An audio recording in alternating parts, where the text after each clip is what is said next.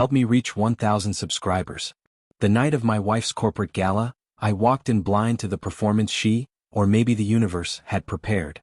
The event was at a swanky rooftop hotel. Floor-to-ceiling glass walls framed the city below, soft jazz floated through the air, champagne glasses chimed, and the room smelled faintly of perfume and ambition. Claire, my wife, looked stunning. Her presence could light up the whole room, and tonight, she owned it. As the marketing lead of a major firm, this was her stage. I wanted to be proud, at least that's what I told myself. She wore a form-fitting black dress, the kind that turns heads without even trying. Leaning in with a sly smile, she whispered, "Try to keep up." It was teasing, yes, but also sharp. I laughed it off, though her words cut deeper than I wanted to admit. I've always felt like an outsider at her work events. My small investment firm keeps me behind the scenes, quietly thriving. Claire, on the other hand, thrived in the spotlight. She introduced me with a breezy, "This is my husband, Ryan," then disappeared into the crowd, leaving me with a drink and polite smiles. That's when he appeared. Mason. Tall, broad, and oozing arrogance. Claire had mentioned him before, always with that sparkle in her eyes that suggested she enjoyed the attention. He looked me up and down with a grin that screamed judgment. "So, you're the famous husband," he said, voice dripping with mockery. "Not what I imagined." I smirked lightly. "Oh really? And what did you imagine?" He shrugged, taking a sip. "Someone more corporate. Numbers guy. You know, typical CEO husband." A few coworkers chuckled. The kind of laughter that feeds off cruelty. I stayed silent, steady. I've met men like him before, loud, insecure, desperate to feel superior. Mason leaned closer.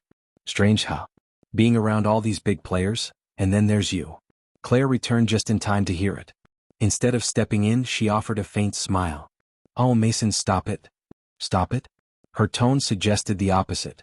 She was enjoying it. Watching her husband be teased while she laughed politely. That was the moment clarity hit me.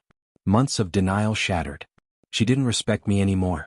I set my glass down, squared my shoulders, and fixed Mason with a calm stare. "You're right," I said softly. "It is strange being around these big shots." He smirked, sure he'd won. "Especially when half of them work for me." The laughter stopped. His eyes widened. "What?" I showed him my phone, an internal memo glowing on the screen. "Your salary, your department, even this open bar? All approved by me." Claire went pale. Mason's confidence crumbled. I didn't realize." "No," I interrupted, voice cool. "You didn't?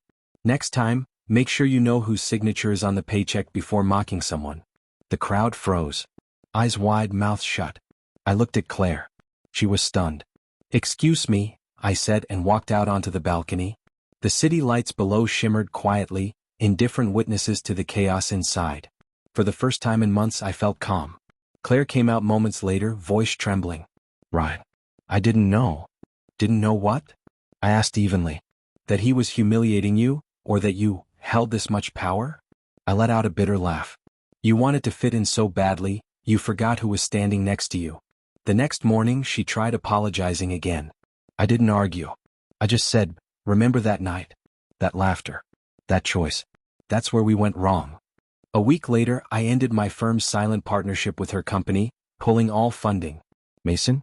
Gone within days. Claire, humiliated, resigned shortly after. She called one last time asking to talk. I said, "You chose your crowd, Claire. I chose to stop standing in it." Sometimes revenge doesn't need fire or fury. Sometimes it just needs truth.